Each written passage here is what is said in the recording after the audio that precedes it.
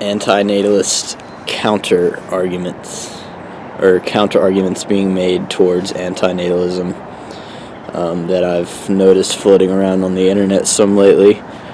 I'd like to begin with birth is not an imposition, or you can't impose on nothing. Okay, so intercourse is something we partake in voluntarily. There are preventative measures that we know can prevent pregnancies, and we know how pregnancies happen. So we understand the implications, and there's no consent or option to opt out. Yeah, it kind of does fit the bill of an imposition when you will become sentient, you will come into existence, and there's not really anything you can do about it. Your parents have volunteered you to play, and you're not imposing on nothing. There are biological materials that exist that will ultimately become the sentient being, and so that's what you're imposing on. I've also heard there's no such thing as a potential person, and I've heard potential people being compared to God and fictional characters. And there's really an obvious fundamental difference between a child who doesn't yet exist but can or will, and a totally fictional made-up being. So I don't even think I really need to address that. We acknowledge potential complications in cases of incest, or mothers who use hard drugs like crack or meth. We acknowledge potentially, if this couple or if this woman were to procreate, there would be complications, even though the child doesn't yet exist. The potential child doesn't exist in a physical sense. I agree with you there, but yeah, there's definitely an obvious difference between kids who aren't born yet and God. I don't think the people who are making these arguments, in a sense it's willful. They're conscious of maybe why they're making these arguments, but I'm a hard determinist, so I don't think that they're making a conscious effort to I think the truth deterministically makes them feel uncomfortable. It causes dissonance in their brain. It's a mechanism that they didn't choose, and I think recent evolution probably favors dispositions in which people delude themselves, or are apathetic, or don't really understand these types of arguments. Because if everyone was totally rational and didn't operate based on emotion, then we wouldn't have breeders. These dispositions, this evading the truth, favors the propagation of the molecule. So I blame physics, not the person, even though I get frustrated at the people making the arguments. Rationally, I understand that it's not really a conscious effort on their part. It's just natural reaction. I think maybe the machine, just needs a particular input to give the correct output, and some of the machines maybe just aren't capable of ever putting out the correct output, and that's when legislation would come into play.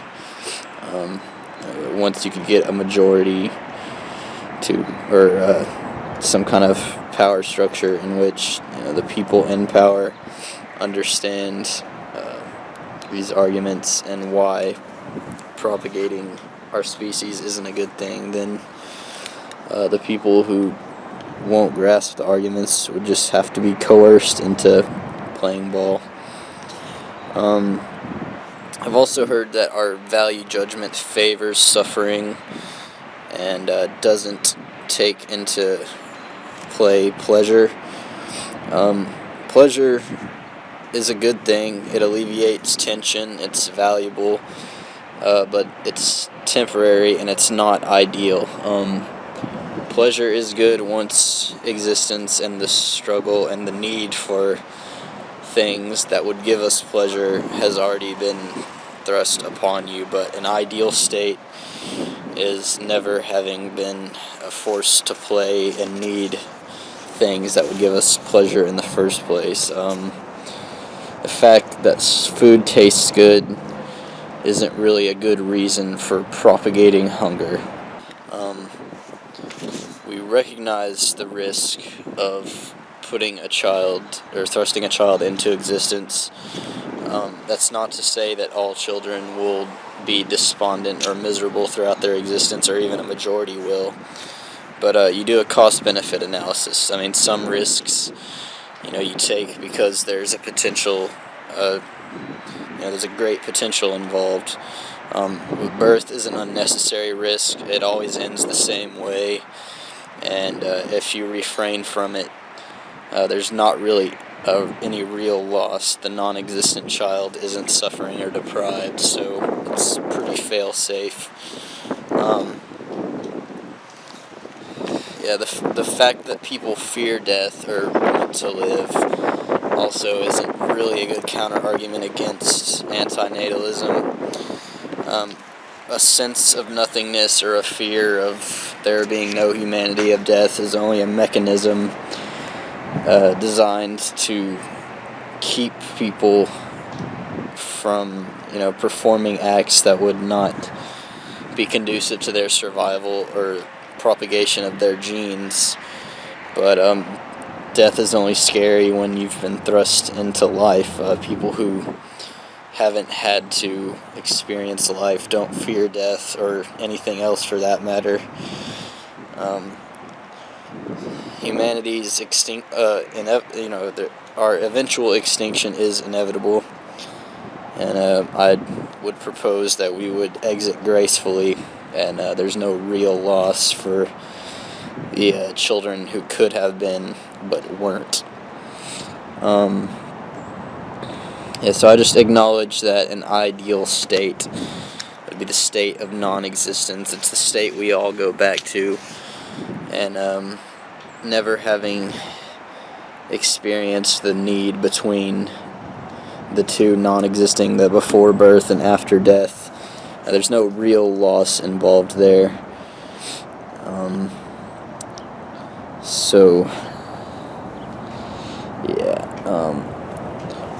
A lot of people view this response as too defeatist and rash. In regards to it being defeatist, I can agree with that. Sometimes defeatism is a rational response.